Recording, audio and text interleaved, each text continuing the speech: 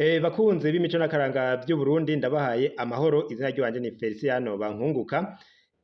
Mu biganiro vyarenganye twarabashikirije akamaro k'igiti bita umurinzi, aho iryo zina ryavuye n'uruhara rwaco mu kubumbatira ubuzima bw'abarundi. Ico giti rero twarabonye yuko cari igiti bise igiti c'Imana, kuko cari kijejwe amabanga ahambaye mu buzima bw'abarundi.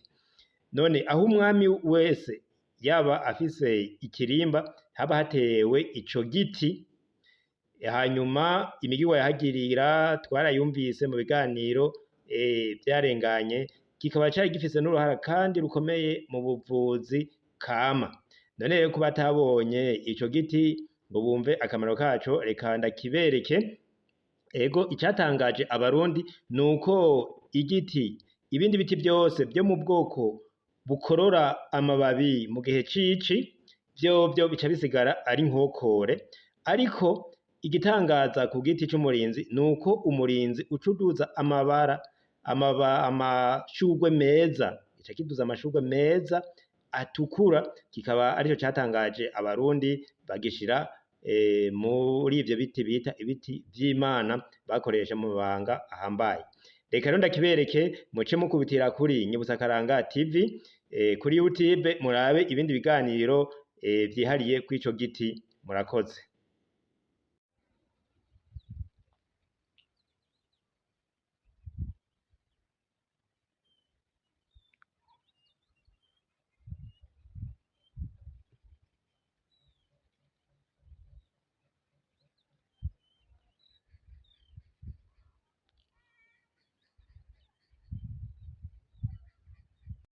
Ico giti rero mubonye citwa umurinzi, gifise amashurwe atukura meza cane mu gihe c'ici. Uyu munsi turi kw'igenekerezo rya ndwi Myandagaro umwaka w'2024, ni ukuvuga yuko ubu rero ici rirakobeje, turi muci, ariko murabona ico giti coco ingene gifise amashurwe meza. Murakoze rero, ibiganiro bijanye n'ico giti muca muja kuri Nyabusakaranga TV murabe vyinshi twakivuzeko.